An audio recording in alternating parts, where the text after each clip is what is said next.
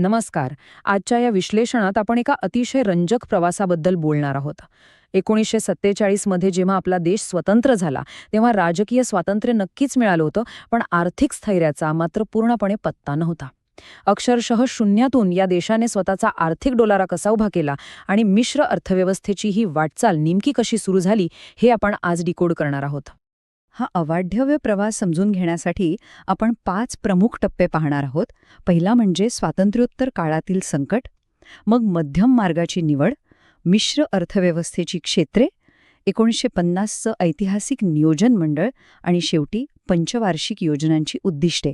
चला तर मग सुरुवात करूया. आपला पहिला टप्पा आहे स्वातंत्र्योत्तर काळातील संकट आणि तुटीतून झालेली सुरुवात. आता यातली सर्वात लक्ष वेधून घेणारी गोष्ट म्हणजे त्यावेळी आपला देश फक्त नवी अर्थव्यवस्था उभारत नव्हता, तर एका पूर्णपणे कोसळलेल्या व्यवस्थेला वाचवण्याचा आटोकाट प्रयत्न करत होता. समोरची परिस्थिती पाहिली तर लक्षात येईल की परकीय राजवटीने देशाची अक्षरशः लूट केली होती. अत्यंत खोलवर रुजलेलं दारिद्र्य, भयंकर बेरोजगारी, वेगाने वाढणारी लोकसंख्या आणि लोकांचं अतिशय निकृष्ट राहणीमान ही सगळी मोठी आव्हानं आवासून उभी होती. त्यात आपली शेती पूर्णपणे मागासलेली आणि औद्योगिक उत्पादन क्षमता तर नगण्यच. विचार करा, हे एका अशा स्टार्टअपसारखं होतं ज्याच्याकडे भांडवल अजिबात नाही, पण जबाबदाऱ्या मात्र डोंगरा एवढ्या आहेत आणि तत्काळ विकासाची प्रचंड भूक आहे. आता वळूया दुसऱ्या टप्प्याकडे, जो आहे मध्यम मार्गाची निवड. या भल्या मोठ्या आणि गुंतागुंतीच्या आव्हानांना सामोरं जाताना तत्कालीन प्रधानमंत्री पंडित जवाहरलाल नेहरू एका अत्यंत महत्त्वाच्या वैचारिक वळणावर उभे होते. त्यांच्यासमोर मुख्यत्वे 2 मोठे पर्याय होते. एकीकडे होती भांडवलशाही, म्हणजेच कॅपिटलिझम, जिथे उत्पादनाची सर्व साधने खाजगी मालकीची असतात आणि अर्थव्यवस्थेचं इंजिन केवळ नफ्याच्या हेतूने चालतं.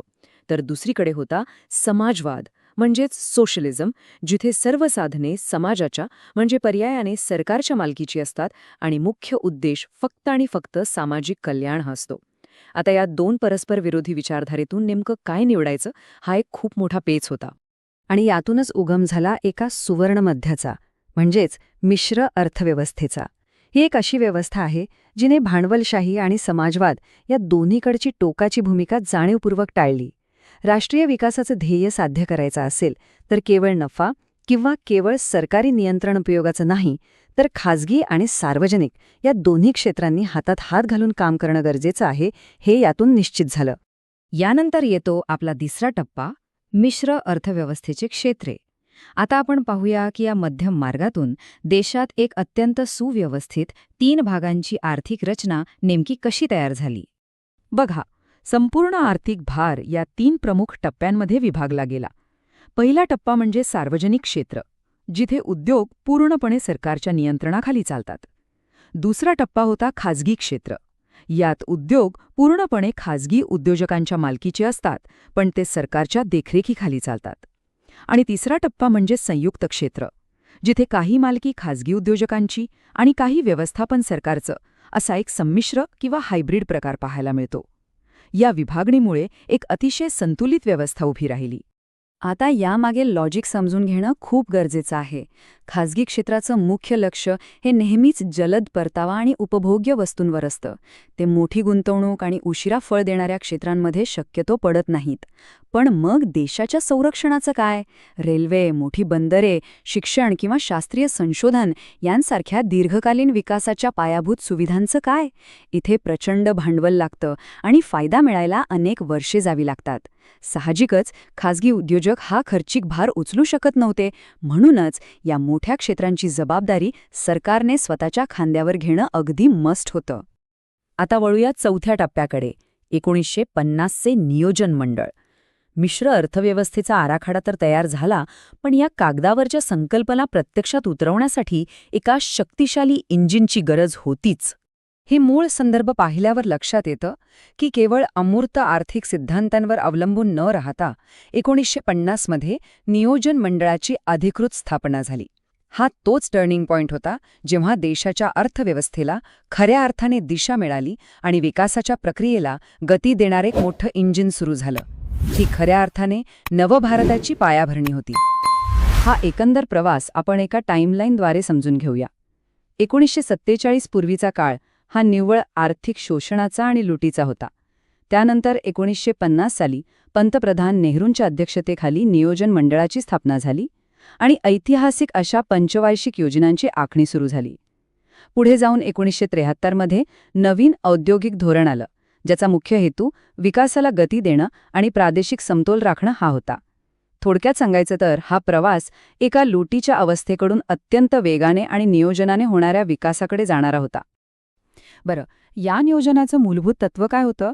तर केवळ पैसा कमवणं हे उद्दिष्ट कधीच नव्हतं.